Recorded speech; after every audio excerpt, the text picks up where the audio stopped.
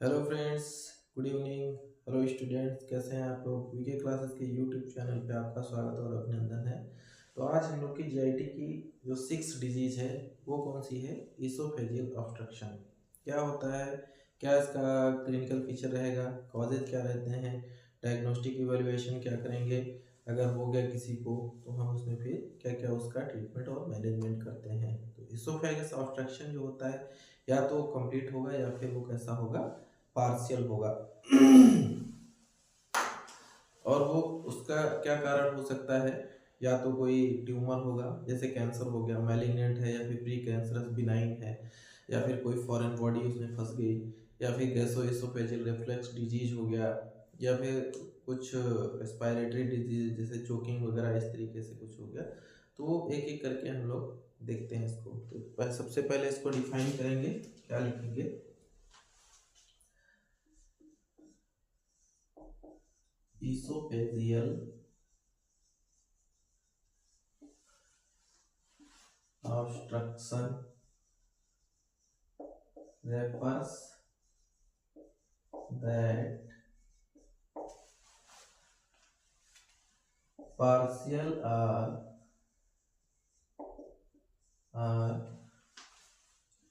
complete blockage of a blockage in esophagus.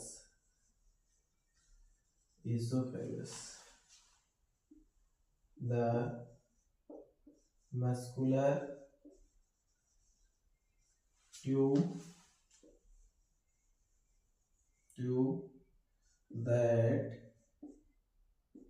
that connects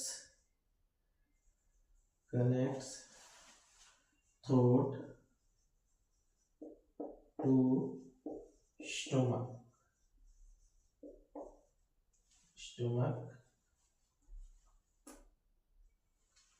difficult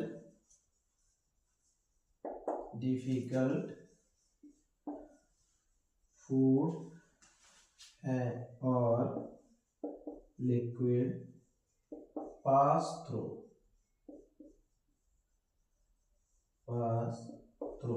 क्या होगा, देखिए एक बार। Esophageal obstruction refer to the partial or complete obstruction in esophagus, the muscular tube that connect the throat to the stomach, difficult food or liquid pass through। अगर partial या complete हो जाएगा तो इस ट्यूब से, इस इसोफेगस से, जो खाने की नली है उससे जो खाना है और पानी है उसको पीने या निगलने में दिक्कत होने लगेगी, इससे पास नहीं हो पाएगा। ठीक है, इसके बाद हम लोग देखते हैं पॉजिटिव एजेंट क्या होते हैं इसके।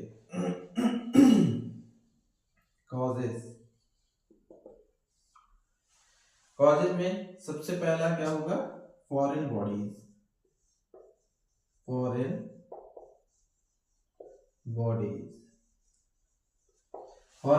में जैसे कि क्वाइन हो गया, बच्चे छोटे होते हैं या फिर कोई छोटा खिलौना।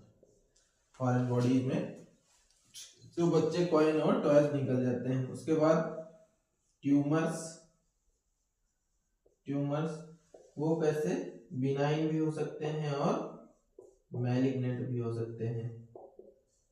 मैलिग्नेंट। उसके बाद जीईआरडी मतलब, इसको कल भी हमने पढ़ा था, gastro oesophageal reflux disease.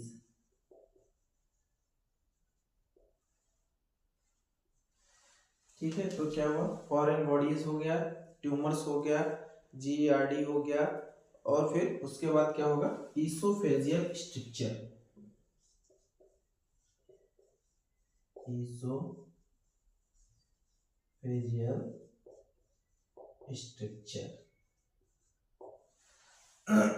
Then oesophageal web और रिंग। तो कॉजेज में क्या हुआ, फॉरेन बॉडी, कोई जैसे छोटे बच्चे होते हैं मुंह में कुछ खिलौना या कॉइन वगैरह डाले हैं और वो उसमें जाके स्टक हो गया, फंस गया।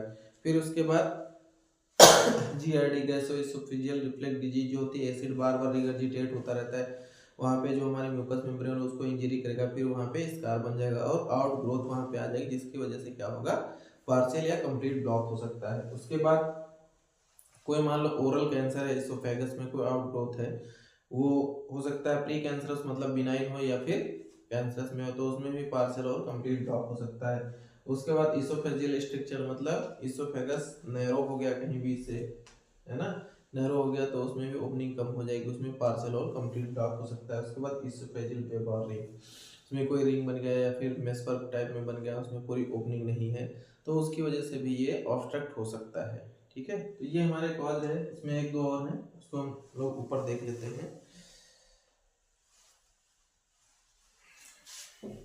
ये कॉजेज हो गए हमारे, कॉज में एक दो और हैं, उनको देख लेते हैं,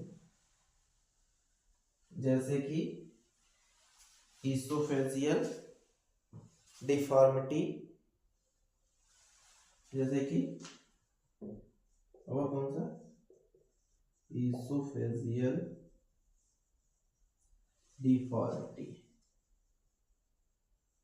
और प्रोलॉन प्लेसमेंट ऑफ लेवाइन ट्यूब। लेवाइन ट्यूब क्या होती है, नाइजोगैस्ट्रिक ट्यूब, जो नाक में हम लोग डाल के पेशेंट जब भी अनकॉन्शियस होगा या फिर अपने आप से कुछ खाना पीना नहीं ले पाएगा, कोई भी कंडीशन जैसे ओरल कैंसर हुआ, मुंह से नहीं ले पा रहा, तो ट्यूब डाल देते हैं उसमें, और लंबे समय तक अगर पड़ी रहती तो उसमें भी पार्शियल या कंप्लीट ब्लॉक हो जाता है। तो ये थे हमारे सारे कॉज, और ऊपर डिफिनीशन हम लोगों ने डिस्कस करी। आगे अब देखते हैं इसके साइन और सिम्टम्स क्या होते हैं। देखिए इसोफेजियल की हम लोग दो तीन डिजीज लगातार पढ़ चुके हैं, तो लगभग कुछ ना कुछ कॉमन सिम्टम रहेंगे। जैसे ऑब्स्ट्रक्शन है तो क्या होगा, उनको खाना पीने या निगलने में दिक्कत होगी, पेन होगा, है ना, और क्या बोलते हैं, ग्रोथ डिले हो सकती है, माल नरिश रहेंगे वो लोग, nutritional abnormality because of do not proper intake of balance diet, ये सारी चीजें रहेंगी उनमें। और कुछ मेडिकेशन भी हम लोग उसमें फिर करेंगे उसके बाद में। तो देखते हैं इसका क्लिनिकल फीचर्स क्या होता है, यहाँ पे डालेंगे क्लिनिकल मैनिफेस्टेशन।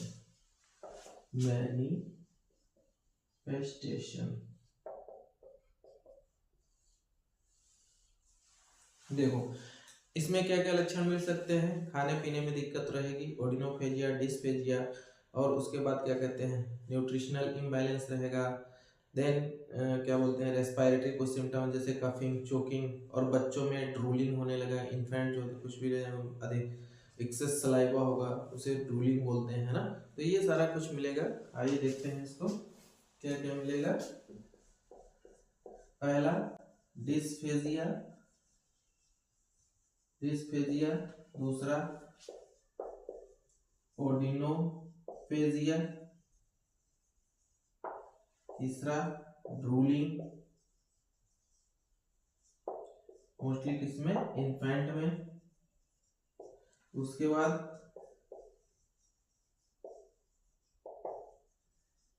रेस्पिरेटरी सिम्टम्स जैसे कि कफिंग और चोकिंग, है ना। तो डिस्पेजिया मतलब पेनफुल सॉल्विंग, ओडिनोफेजिया मतलब डिफिकल्टी, डिस्फेजिया का मतलब डिफिकल्टी इन सॉल्विंग, और ओडिनोफेजिया का मतलब पेन इन सॉल्विंग। उसके बाद क्या, ड्रूलिंग, अगर कोई छोटा बच्चा क्या कहते हैं इसको निगल जाएगा तो उनके मुंह से एक्सेस सलाइवा निकलने लगता है, ये सारी चीजें होंगी, और रेस्पिरेटरी सिम्टम्स भी इनको हो सकते हैं। फिर क्या होगा इसमें, चेस्ट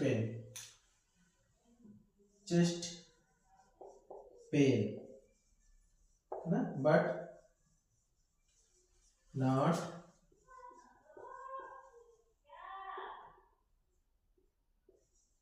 रिलेटेड टू हार्ट।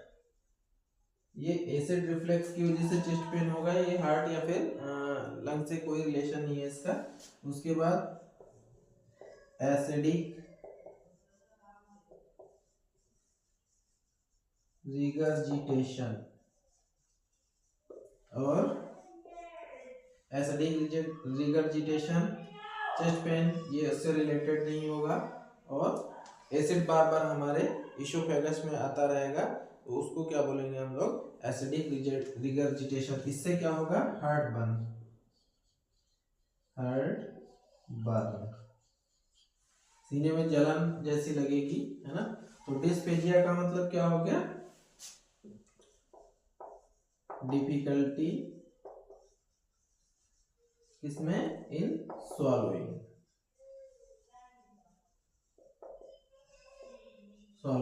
उसके बाद difficulty in pain in swallowing, ठीक। ड्रूलिंग का मतलब एक्सेस सलाइवा होता है, बच्चे कुछ भी जब मुंह में अपने डाल लेते हैं उसके बाद क्या होगा, इन्फेंट सबसे ज़्यादा ही कोई चीज़ मिलती है उनको सेक्सुअल प्लेजर के टाइप में मिलता है, उनको मुंह में ही डालते हैं वो, तो उस तरीके से इनको क्या कहते हैं, एक्सेस सलाइवा में रेस्पिरेटरी कोई भी चीज़ जाके जब स्टक होगी उसमें इसोफेगस में तो चोकिंग या कफिंग होगी, चेस्ट पेन होगा, बट ये हार्ट से रिलेटेड नहीं होगा। एसिडिक रिगर्जिटेशन, बार बार एसिड का रिफ्लेक्स हमारे गले तक आएगा, मुंह तक आएगा, ठीक है, और उससे फिर क्या होगा, हार्ट बर्न होगा। ये हमारे क्लिनिकल मैनिफेस्टेशन थे, साइन और सिम्टम थे। इसके आगे अब हम लोग पढ़ेंगे इसका वो क्या बोलते हैं, डायग्नोस्टिक इवैल्यूएशन, क्या क्या हम लोग जांच करा सकते हैं, है ना। फिर उसके बाद देखेंगे ट्रीटमेंट इसका क्या है और क्या क्या खतरे इससे हो सकते हैं, ठीक है। अभी इसके बाद हम लोग देखेंगे इसका डायग्नोस्टिक इवैल्यूएशन क्या है।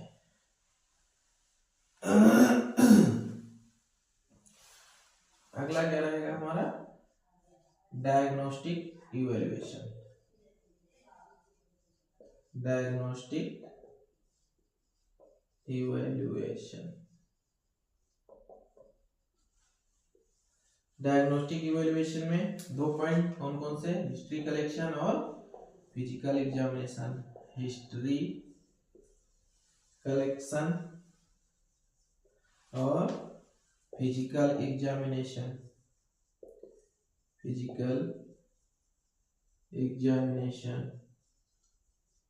उसके बाद क्या करेंगे, barium meal swallow,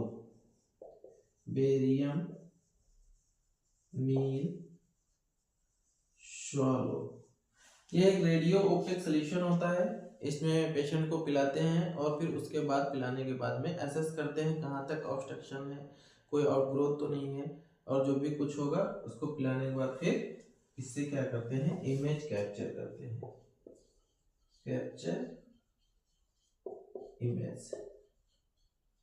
image of oesophagus, ठीक है।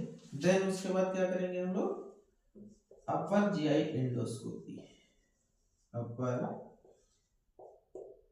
Gastro intestinal endoscopy. उसमें क्या करेंगे हम लोग, एसेस करेंगे कोई आउटग्रोथ तो नहीं है या फिर कोई फॉरेन बॉडी है, एसेस आउट ग्रोथ या फिर फॉरेन बॉडी। उसके बाद क्या करेंगे इसमें, इसोफेजियल मैनोमेट्री। इसमें क्या करते हैं, इसमें इसोफेगस का प्रेशर और इसकी मोटेलिटी के बारे में हम लोग मेजर करते हैं, कितनी मोटेलिटी है, कितना प्रेशर है इसके अंदर, ठीक है। तो क्या लिखेंगे, असेस प्रेशर और मोटेलिटी ऑफ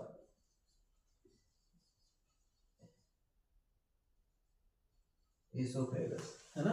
तो हिस्ट्री कलेक्शन करेंगे, फिजिकल एग्जामिनेशन करेंगे, उसके बाद बेरियम मील। बेरियम मील क्या होता है? एक रेडियो ओपेक सोल्यूशन आता है जिसको बॉटल में घोल के पेशेंट को पिलाते हैं, और उसके बाद उस जगह की इसोफेगस में कहाँ ऑब्स्ट्रक्शन, कौन सी ग्रोथ हो रखी है, वहाँ की इमेज लेते हैं लोग सीटी या एक्सरे में, ठीक है।